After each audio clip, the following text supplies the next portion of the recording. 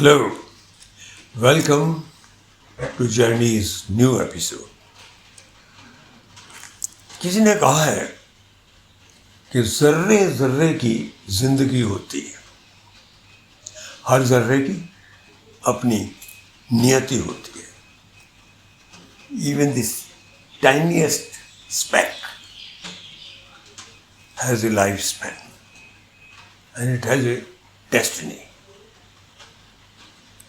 We may think कि एक speck है, उड़ गया, हो गया, बट नो,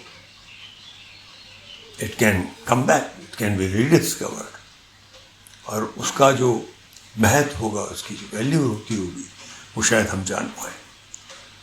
मेरा इशारा मेरे अपने इतिहास में लौटने की तरफ है। मैं जब इंग्लैंड में था, ब्रिटेन में, पहले ब्रिटिश सिविल सर्विस में काम कर रहा था एज ए सीनियर टैक्समैन।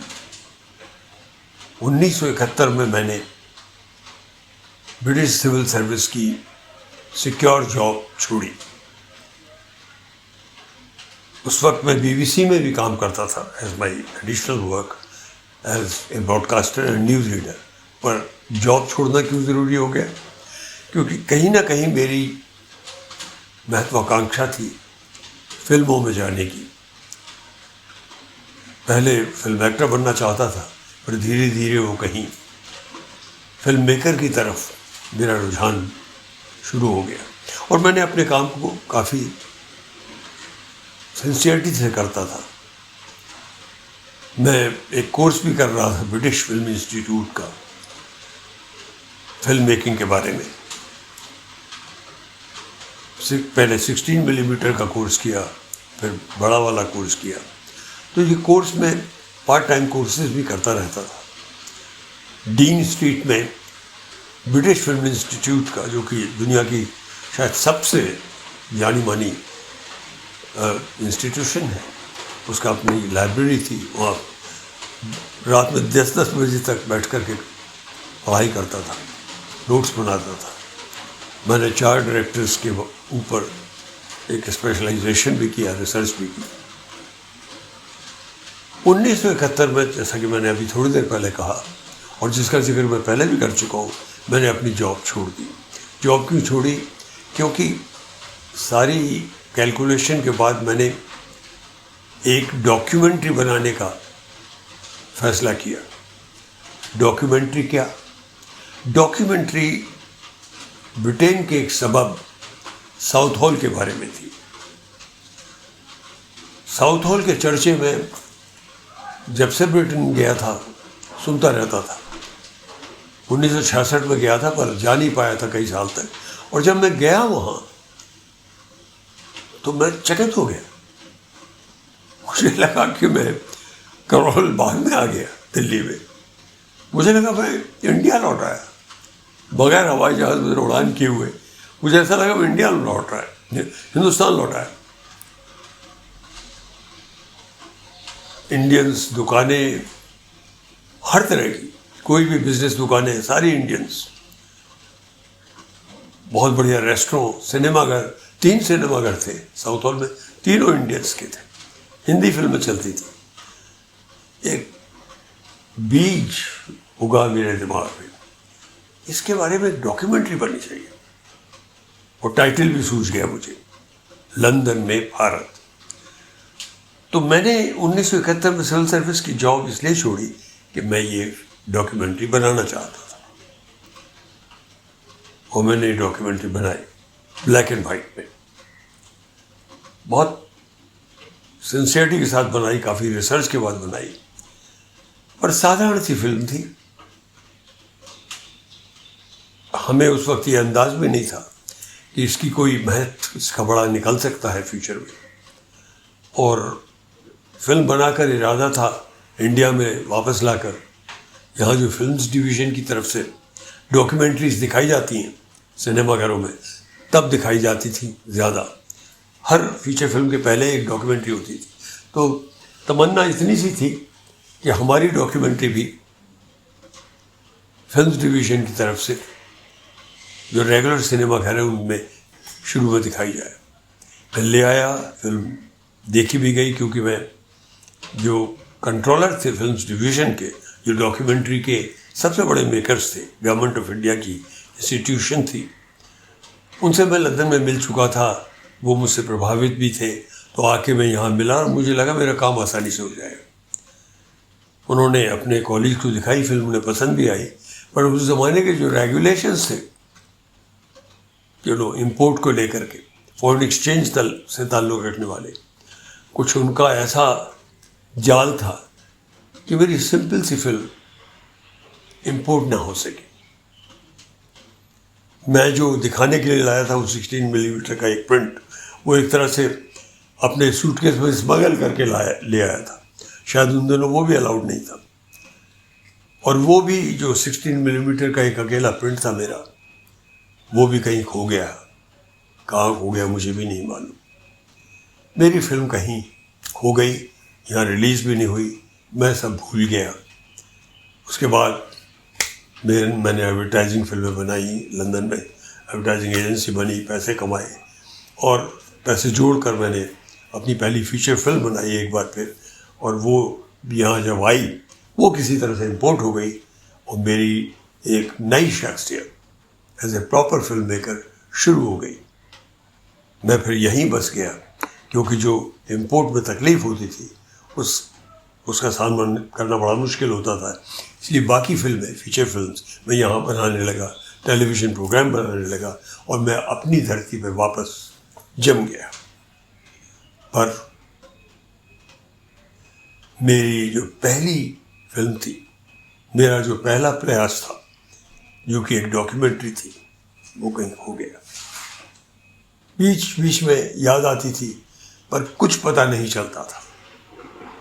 ऐसे में एक दिन एक मेल आई ब्रिटिश फिल्म इंस्टीट्यूट की तरफ से, कोई 5-7 साल पहले, कि we have come across this film called London में Bharat, we found it in some laboratory and we secured a print and we believe it is made by you Mr Pandey, तो would you consider granting us the rights for distributing it और exploiting it, we will take it. हमारी जो फिल्मों का जो catalogue है उसमें हम इसे शामिल करना चाहेंगे। मैं तैयार हो गया, बहुत खुश हो गया, और वो फिल्म ब्रिटिश फिल्म इंस्टीट्यूट को एक्सप्लॉइटेशन के नज़रिए से दे दी गई। बात फिर भूल गए, बात फिर कहीं खो सी गई। इतने में एक मेल फिर आई 1-2 साल बाद, 2017 में एक मेल आई, एक गैमा स्टार्स की एक महिला की मेल आई। उन्होंने लिखा कि ये फिल्म आपकी हम लोगों ने देखी है, और मैं एक कोर्स डेवलप कर रही हूँ BFI का, ब्रिटिश फिल्म इंस्टीट्यूट का, क्या मैं उसमें शामिल कर सकती हूँ। वो एक लोकल कोर्स था। फिर और मेल कभी कभी आ जाती थी। एक और किसी प्रोफेसर साहब की आई, उन्होंने किसी यूनिवर्सिटी में अपने कोर्स में उसको लगाया। ये चलता रहा, हम याद करते रहे, भूलते रहे। एक हाल ही में एक इंडियन जो कि वहीं का पैदा हुआ एक नौजवान इंद्रपाल सिंह, उसने हमें एक मेल लिखी and he wanted to do a conference call about London में Bharat. He said I have come across this film and people love it, my parents love it, क्योंकि उन्हें पुराने दिन याद आ जाते हैं जब वो यहाँ हिंदुस्तान से इंग्लैंड लंदन में आए थे। और we have watched your film many times very fondly. हम कुछ लोगों को पहचान भी सकते हैं, मतलब मेरे पेरेंट्स पहचान सकते हैं। तो इस तरह के भावनात्मक बातें होती रही, पर फिल्म की कोई हस्ती मुझे बनती हुई सी नहीं लगी। इतने में only 2 days back Gamma stars की एक और मेल आई, बड़ी मेल आई, एंड शी सेड, अपनी मेल में गैमा ने कहा कि मैं, अगर आप इजाज़त दें तो आपकी इस फिल्म को लंदन में भारत। अच्छा, गैमा ने इससे पहले 2-3 साल पहले इस फिल्म के बारे में एक छोटी सी अपनी डॉक्यूमेंट्री बनाई थी। उसका वो जो 7 ही मिनट की थी, जिसमें उसने लंदन का जो ये साउथ हॉल जो इलाका है उसके बारे में मुझसे कमेंट्री करवाई थी ओवर दी फोन। और मैं उसको इंट्रोड्यूस करता हूँ क्योंकि मैंने इससे पहले एक डॉक्यूमेंट्री बनाई थी इसलिए। तो अब उसकी फिर एक मेल आई only a few days ago and she said, 2 अगस्त को मेल आई कि मिस्टर पांडे, शायद आपको याद होगा मैं आपके टच में रही हूँ और मैं चाहती हूँ कि आपकी फिल्म लंदन में भारत में ओपन यूनिवर्सिटी के वर्चुअल कोर्स में शामिल करूँ, जो कि हम बड़े मन से तैयार कर रहे हैं। मैं तैयार हो गया। आइडिया उनका ये था कि उसने जो 7 मिनट की बनाई थी उसके स्निपेट्स लगाएंगे। जब मैं तैयार हो गया और मैंने बड़ी खुशी जाहिर की तो दोबारा मेल आई।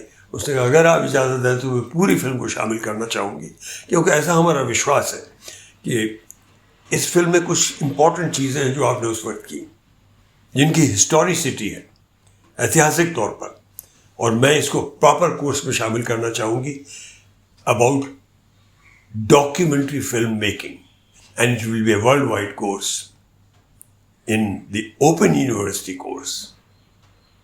मेरी फिल्म वो छोटा सा जर्रा जिसको हमने कोई तवज्जो नहीं दी उन दिनों, वो जीवित हो गया, जर्रा रंग ले आया।